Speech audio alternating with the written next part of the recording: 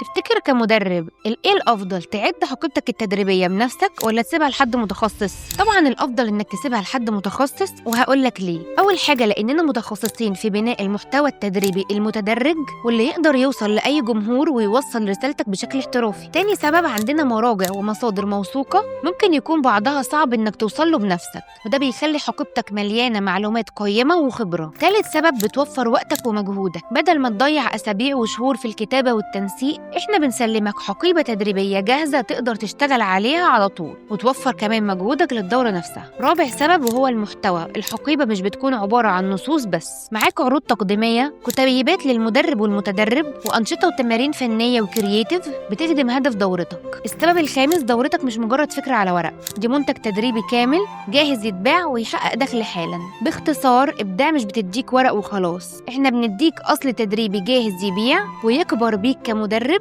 ولو عايز حقيبه تدريبيه محترفه، مكانك مع ابداع.